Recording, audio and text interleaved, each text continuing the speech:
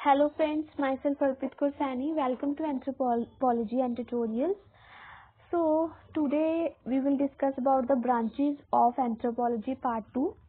In the last video we have discussed about the branches of anthropology part 1, in which we have discussed the two branches, that is physical anthropology and its disciplines, and linguistic anthropology, right? But in this video we will discuss about the rest of the three branches, that are socio-cultural anthropology and its disciplines, archaeological anthropology and its disciplines, and applied anthropology, right? So these three branches are left in, so we will cover in this video, right? So first of all, what is a socio-cultural anthropology? So the main question is, what is social-cultural anthropology? So social-cultural anthropology are mostly concerning with the learning about the cultural aspects of human societies all over the world. They usually focus their research on such things: the social and political organization, marriage pattern and kinship system, subsistence and economic pattern, and religious beliefs of different societies, either civilized or uncivilized, right? But the most cultural anthropologists study contemporary societies rather than civilized societies, right? And while society's presence is tested at the subhuman level, culture is exclusively a human phenomena. So socio-cultural anthropologists study about the society, study about the people or a group which are living in that society. So which kind of culture, which kind of traditions, customs and ritual they practices in the society, and how they differ with the other societies, and they differentiate between the civilized and uncivilized society by investigate and conducting field work and living and participate with the different cultures and collect data from them, and after that analyze the results and differentiate between the different societies of the world. Then what are the how many types of socio-cultural anthropology? So here the cultural anthropology is subdivided into different groups, different topics or different fields. Like first is political anthropology, second familial anthropology, third anthropology of religion, fourth ecological anthropology, fifth economics anthropology, then sixth anthropology of law, and seventh psychological anthropology, right? So these are the main subfields of the socio-cultural anthropology, and socio-cultural anthropology mostly focus on these groups, these institutions, which are very important to understand about the humans who are living in the simpler or a complex societies. So they mainly focus on these fields so that they understand the condition of that societies, right? Next, the first subfield of socio-cultural anthropology, that is economic anthropology. Here the name specifies or name explains the term, the subfield, that is economic. Economic means economy, right? So production, consumption, distribution and exchange are the basic structure of economic transaction and its processes, but in the term of civilized societies. But if we talk about the uncivilized societies, they are not focused on only on the distribution, exchange, production, consumption, right?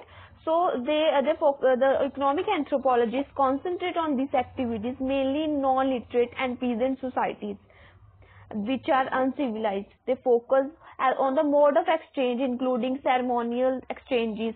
The concept of reciprocity and distribution are crucial here. The nature of trades and market systems are also studied.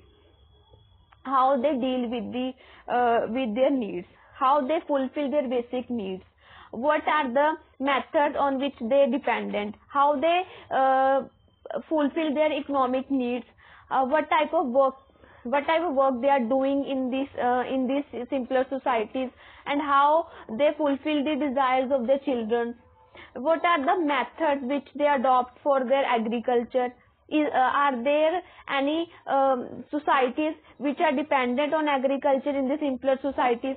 So these are the main questions which are covered by the socio-economic anthropologists, and they study the simpler society to get the answer of these questions, right? Then the process of economic growth and development in these simpler societies are ultimately studied, and some scholars argue that economic activities of man are not studied in isolation, but they're in socio-cultural settings with the emphasis on those socio-cultural factors that influence and determine economic activities in each societies.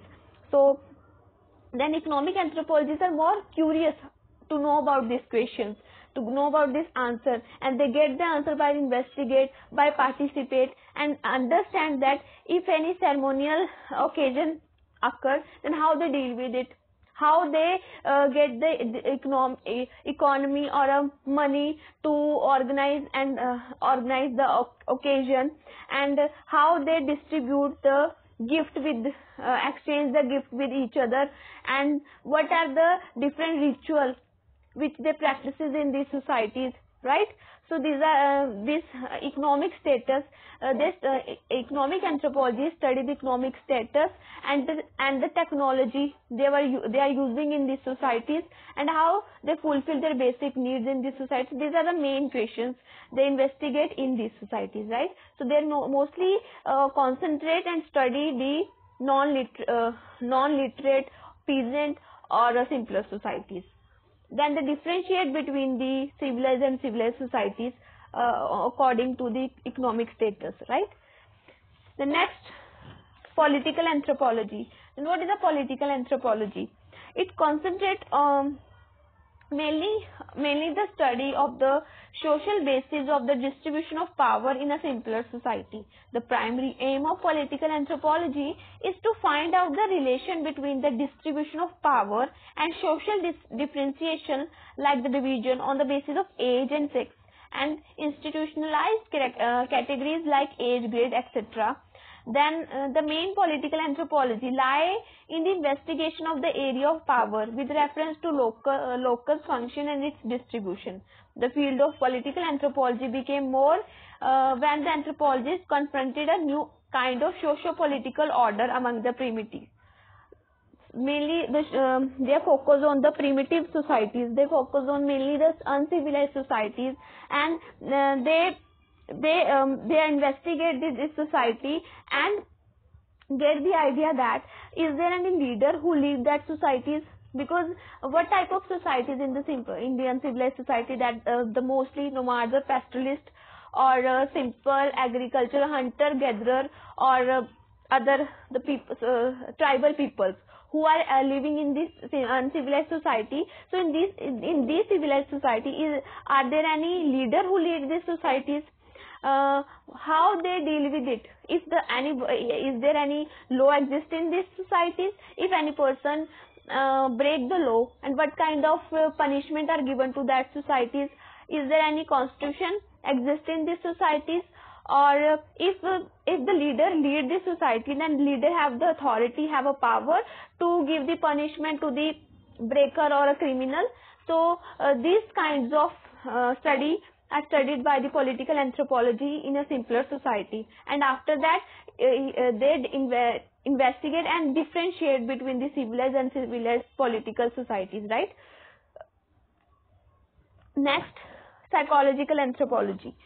Psychological anthropology is also a branch of sociocultural anthropology, which investigates the psychological condition that encourage endurance and change in social systems, with the goal of better understanding the relation between the culture and the individual.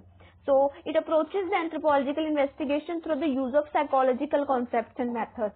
So the main aim of the psychological anthropology to understand, to investigate, and to know the relation of man with their culture, the relation of individual with their culture, because every society have their customs and rituals, which every individual who is part of that society has to practices that customs or ritual. Then psychological and anthropologists investigate to know the thoughts of the person about their culture, how they deal with their culture. Is there any fear or a love emotions exist in their mind? So psychological anthropology study the mentality or mind of the individual or a group of individual in which he want to study. So they mostly do this type of activities. Then psychological anthropologists try to understand the emotions which are attached with the individual with their culture. Then if they would not practice their customs or rituals, and what kind of fear exists in their mind. So these types of things are studied by the psychological anthropology in a simpler society. Then there's some psychological anthropology also deal with in the civilized society, because there's some civilized society also practices these kinds of things, but then they differentiate between the two societies, between the two simpler societies, between the two civilized society, or between the civilized and uncivilized society. So they deal with it. They try to understand the mental status of the person or of the group of person, and they also study the conflicts, how they deal with the conflicts if conflicts occur in the group, and how the individuals or the persons who are living in that society, how they deal with the conflicts, how they sort out their conflicts, and is there any leader who sort out that conflict. So these types of things are studied by the psychological anthropology in simpler societies, right? Then next, ecological anthropology. Then ecological anthropology, ecology is also is also a subfield of physical anthropology, but here we only study ecological anthropology in the perception of socio-cultural anthropology, because it deals with the relationship of human being with their environment, and how cultural beliefs and practices help human population to adapt to the environment, how people use elements of their culture to maintain their ecosystem. So because every person have their some attachment with their culture. If I'll talk about some cultures like Punjab have their own culture, then British have their own culture, then Muslim have their own culture, and Hindus have their own culture, and every culture have their own traditional dresses. And so how they deal with it, the person of that community deal with it, how they deal with their culture, how they practice it, how they believe in their culture, how they deal with the group of the group or people who are living in that culture. So this is the ecological anthropology. So how the cultural beliefs, because every religion or every caste have their own sacred identities. They practices or have a faith in the God. Muslims are mostly go to temples, to mosques, and then Punjabis mostly Sikh are mostly go to the gurdwaras, and Hindus are mostly go to temple, and Christians are mostly prefer to go to the church. So they have believe on their God, and every society or community have their own God and their own practices or beliefs. So this is the environment in which they deal. So according to their culture, they adapt in their environment, they adapt their traditional dresses, they adapt their customs, because every community have their own crops, they grow their own crops, have their own dishes, and on the occasion, on the festival, they celebrate their festival. Every religion or every community have their festival, and they participate or celebrate that festivals according to their according to their community festivals. So these are the environment in which the community or the people adapt in that particular environment. And so these types of things are studied by the ecological anthropology, so that they can understand that how people deal with their culture, how people deal or adapt with their environment in which they are living from birth. And if they migrate to the other place, then how they practices with their culture in a new place. Are any culture exist in that place which in which they are migrated, right? So these the questions which are covered in this ecological anthropology. So ecological anthropology investigate on these topics, right? And next, familial anthropology. Familial anthropology is also a branch of a socio-cultural anthropology which deal with the kinship and family, because here there is not only one family which is exist in this world. There are number of families or residences are exist in this world. Because the family is a basic institution of society. So socio-anthropology study the family also. It takes into account the comparative studies of the family of different cultures and society. But mostly the patrilineal society or patrilineal family exists. Most of the people that practices are living in the patrilineal residence, in which the lady or the wife goes to the husband house. But there are some other residents also which are exist in this world, like there are some matrilineal families, matrilineal residence in which wife is not go to the husband house. Wife is living in wife live in her mother's house, and the property which is inherited from her mother's the property which is inherited to the children of mother inheritance, not from father. Father property is not inherited to the children, right? So there are other families also, like nevulocal, avilocal, or there are number of other families or other residences, so which are studied by the familial anthropologist. So there are number of residents or a family exist in these societies which are studied by socio-cultural anthropology in detail, and then how they what are the differences between these types of residents or families. So these studies are studied by the familial anthropologists, right? Then anthropology of law, which is also a kind of political anthropology. So in law means the whole process by which rules that are recognized to be binded as maintained and enforced, including the motives and value his influence, judges, and all the manifold social forces that prevent the majority of people from having to come before a judge at all. So because law is existing in simple and uncivilized societies, so how and socio-cultural anthropology study about the law in uncivilized societies, because he is curious to know about these things. So is there any law exist in this society, how they deal with the law, if someone break the law, and what type of punishment is given to the criminal or a lawbreaker, right? And there are some taboos which are made by the simpler societies. If any person not fulfill that taboo, then what kinds of action they will take to give the punishment to that person or a criminal.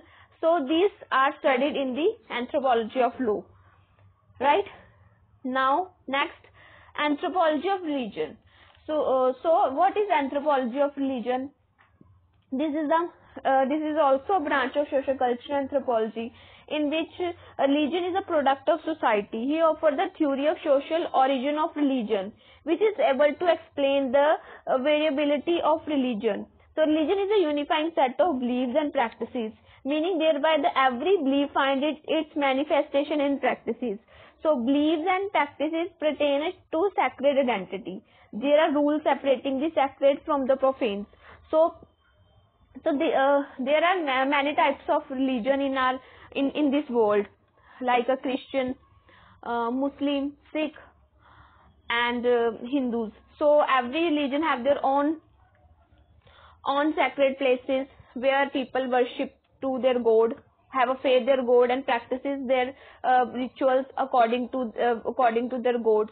So these things are studied in the anthropology of religion, and they investigate, they study the different religion, and they study the simpler societies in which religion practices the different religion. So how they deal with it, because there are some totems which are exist in these simpler societies, according to which they practices in the totems, and they practice in the supernatural. They have a belief in the supernatural powers.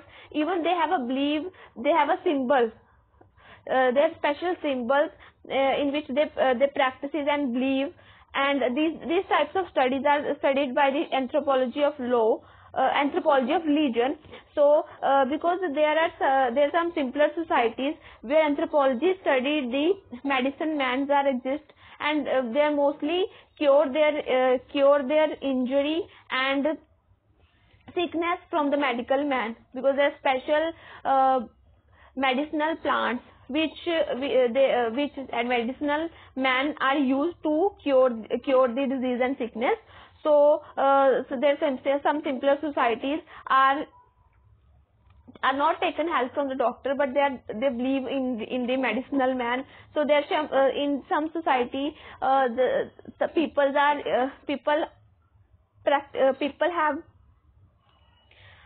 focus. Some shamans are also exist in some simpler societies who are a religious specialist, whose primary function to healing the sick and protecting the community from the harm. So shamans are basically the religious practitioner, because their healing process by supernatural intervention. So anthropology study these different types of religious functioners to understand the religion of the simpler societies, or some civilized societies also. Then they differentiate between the practices of the civilized and uncivilized societies. So anthropology of religion study socio-cultural anthropology is the religion in this way, right? So this is a large field of socio-cultural anthropology. So these all are the so socio-cultural anthropology deal in this way. So socio-cultural anthropology cover these topics in its field, right? Now the fourth branch is archaeological anthropology. So what is archaeological anthropology? So archaeological anthropology is derived from the archeo means ancient, and the logia means study. So which means study of extant or a ancient culture. So archaeologists are mostly focused, also study the eco-facts, artifacts, the footprint of ecology by the past societies. So this help to reveal the way human society interacts with the social system, and they also study the ways of life of past people by digging and analyze the physical remains they left behind. Then artifacts, eco-facts are the material remains of human societies. So archaeologists also study the eco-facts and the footprints on the ecology by the past societies. This helps to reveal the way human society interacts with the local ecosystem. Tools, ornaments, poetry, animal bones, human skeleton material, evidence how people lived in the distant past are collected. So archaeology have three major goals. Archaeological anthropology have three major goals: classifying and sequencing material culture, reconstructing ancient ways of life, and explaining and delineating cultural processes. So these three are the main goals, because the eco-facts, weapons, or animal bones, or other things which are found from the field work, they try to classify according to the time period, or according to the feature which are matched with that eco-facts or the material which are found from the field works. Then they classify into different culture. Then according to that, they reconstruct the ancient ways of life according to the things which are found from the sites.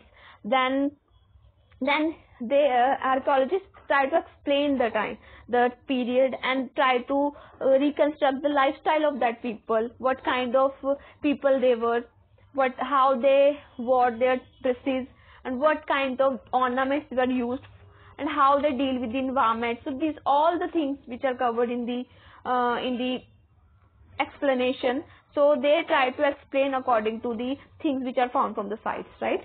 Then there it is divided into different groups, that prehistoric archaeology. Then that is the time prehistoric archaeology is the archaeology in which we don't have a written record. We reconstruct the life according to the things which we have found from the sites. So we reconstruct the lifestyle according to the things which are found from the site. Then which we don't have any written record. We only write we only explain and write about the lifestyle of the people who were living in the past, according to the things, weapons, pottery, or animal bones, or any jewelry which were found from the sites. According to that, we explain the things, right? And the ethnoarchaeology. Ethnoarchaeology is the approach of ethnographic or analogy, in which archaeologists make their own observation. They make their own observation. They usually use the first-hand information. They are not dependent on the second-hand information. They are not using the second-hand information of a cultural anthropology. So they use their own assumption, own observation, and they participate in their own things. And then they try to reconstruct the past by their own observation. They're not taking the second-hand information from anyone, right? So this is the ethnoarchaeology. Then the third is historical archaeology. That is the evidence, the historical archaeology which we have a written record. The record, if I'll take an example of a Mahabharata, there are some weapons, some written things which we are found. So the historical archaeology which we have at least written records through which we can reconstruct the lifestyle of that people, right? So this is the main things of archaeology. Next is applied anthropology. So applied anthropology is the last branch of anthropology. So applied anthropology is not only focused to study the man and its societies and culture, but also applying the knowledge to acquire the solving problem faced by the mankind of all over the world, right? So these anthropologists often work with the administrator of the government. So they try to solve the problem of the people with taking the help of the administrator of the government. So their main aim is to solve the problems of the people who are facing in this world, right? So the ultimate aim of the study is not to only to study or take a knowledge regarding to the man, society, and the culture, but they have a main aim to solve the problems, practical problems faced by the mankind all over the world. In these efforts, anthropologists work closely with the administrator of government. Applied anthropologist role may be seen as that of the consultant to the government. So applied anthropology have a role in all the three events, before, during, and after, of the welfare programs. His initial work comprises a pre-study of the people and their culture, then suggesting specific solution to the problem, involved at the outset careful consideration of the pros and cons of the development of the projects. So because there are many projects which are the project, then the anthropologists, applied anthropology, deal with the projects. They're conducting field work. So if I'll take one example, that there is a project of a highway. So the government want to make a highway, but the government want that the people who are living in the place on which they want to make a highway, that they should migrate to the other area. The government provide a area to the people who are living on the place where they want to make a highway, right? So then how they deal with it? So government hire anthropologists to know about the problems why why they don't want to migrate to the other places, what the reason behind that, are the reason which they are giving to the anthropologists are valid or not. So what's the problem, like a problem, if they have a problem that the education, schools or colleges are not near to the place where government want to migrate them, right? So that land is beneficial or not. The agriculture facilities or other facilities are easily available on that area or not. So these types of things come in their mind. So this is the main reason that they don't want to migrate to the other places, because of the ancestral love which bound the people to their own place. So these are the main things. So they hire anthropologists to conduct the field work and collect data or their thinking, so that they come to know about the reason why they don't want to migrate to the other places. So these are the many projects, not in the in the sociological basis, but also some health issues. So because there are a number of diseases, there are a number of organizations who conduct the research, so to know about the reason about the diseases. So these are many types of projects which are dealt by the anthropologists. So the anthropologists are hired for conducting a field work to collect data, investigate, and try to know about the problems of the people. So they try to solve the problem of the people with the by taking